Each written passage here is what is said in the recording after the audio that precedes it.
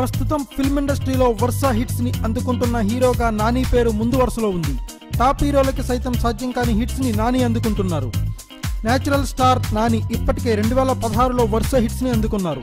దీనికి కొనసాగింపుగా 2017లోనూ తన సత్తాని చాటాలని చూస్తున్నారు. ఇందుకు నేను లోకల్ చిత్రాన్ని ఫిబ్రవరి 3న రిలీజ్ చేస్తున్నారు. ఈ చిత్రం ఖచ్చితంగా విజయాన్ని అందుకుంటుందనే నమ్మకం చిత్ర యూనిట్ తో పాటు నానికి బలమైన నమ్మకం ఉంది. ఇదిలా ఉంటే 2017లో నాని ఒప్పుకున్న చిత్రాలకి భారీ రెమ్యునరేషన్ ఉందని అంటున్నారు. ఇప్పటికే దీనికి సంబంధించిన టాక్స్ ఇండస్ట్రీలో ఊపందుకున్నాయి. నానికి ప్రస్తుతం రెమ్యునరేషన్ 8 కోట్ల రూపాయలకి చేరుకుందని అంటున్నారు. కొన్ని సందర్భాల్లో మూవీని భాగస్వామి నిర్మాతగా వ్యవహరించినప్పుడు తన వాటా 12 కోట్ల రూపాయలకు చేరుకోవచ్చని అంటున్నారు. మొత్తంగా నానికి ఒక మూవీలో నటించినందుకు దాదాపు 10 నుంచి 12 కోట్ల రూపాయల వరకు ప్యాకేజీ అందుతుందని అంటున్నారు.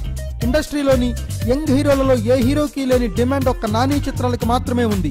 నాని ఎంచుకుంటున్న కథలు సైతం చాలా డిఫరెంట్ గా ఉండడంతో తనకి ఈ సక్సెస్ అనేది సాధ్యమైందని అంటున్నారు. నేను లోకల్ తర్వాత నాని ఇప్పటి వరకు 2 చిత్రాలకు గ్రీన్ సిగ్నల్ ఇచ్చారు. ఈ 2 చిత్రాలకి నాని రెమ్యునరేషన్ ఎక్కువగానే ఉంది. అయితే నాని మార్కెట్ సైతం ప్రతి మూవీకి పెరగడంతో తను పెంచిన రెమ్యునరేషన్ పై నిర్మాతలు సైతం పెద్దగా పాయింట్ చేయడం లేదు. అలాగే నాని నటించిన మూవీలకి శాటిలైట్ రైట్స్ సైతం ఎక్కువగానే ఉండడంతో నిర్మాతలకి ఇది కొంత సంతోషాన్నిచ్చే విషయంగా మారింది.